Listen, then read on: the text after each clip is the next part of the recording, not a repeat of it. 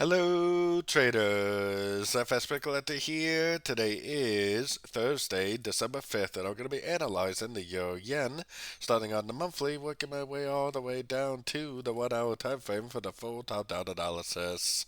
But also don't forget to check out my website, fxpipcollector.com, if you would like to get access to my swing trade setups, my daily members-only live streams on Zoom, and my 34 video trading course are included for only $30 per month. So anyways, on the Euro Yen, I think we're likely in a wave 4 right now. I think this is going to end up making some sort of a three-way pattern down like this before it potentially heads back up and makes a wave 5 to complete this 1, 2, 3, 4, 5 pattern on the monthly time frame, which seems very, very clear. Heading down to the weekly time frame.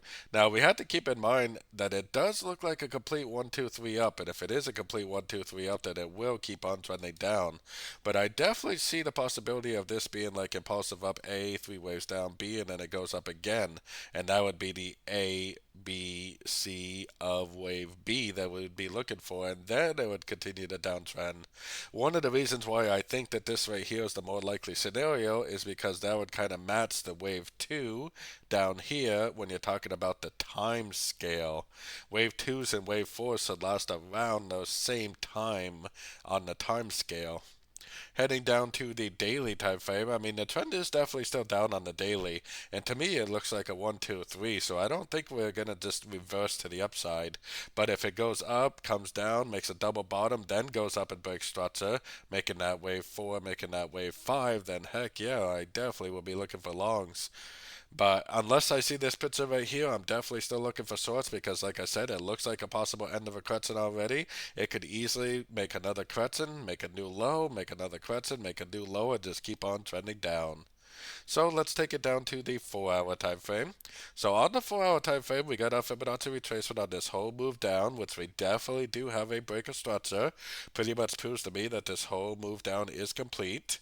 So that means that this is likely an A, B, C, maybe going up to one of these two fib levels. Like I was saying on the higher time frames, to me it looks like a 1, 2, 3, 4, probably an A, B, C of 4, and then probably down again for a 5. But if it continues to make lower lows, lower highs on the daily time frame, then we definitely need to continue to look for shorts. If it goes up and takes out the high of wave 4 after making a 3, 4, 5, then we'll definitely stop looking for shorts and start looking for longs. So anyways, taking it down to the 1 hour time frame, I think that this first impulsive move up with the breaker structure is a wave A. Definitely looks like a 1, 2, 3 way pattern down for wave B. Now it might go down a little bit, but it kind of seems like it needs to drift up to at least the 38, maybe even the 50% for a possible wave C before we actually do get another big push down for that either wave 5 or possibly the continuation of a bigger downtrend. So I am definitely personally waiting for another sorting opportunity at the end of a three-way pullback. But if you do trade the very short time frames, you definitely could be trying to go long, playing out this wave C until we do get a breaker structure at a Fibonacci level, and then you can start looking for shorts again. So don't forget to join my free Discord channel, which is linked over here in the corner. And as always, thank you and happy trading.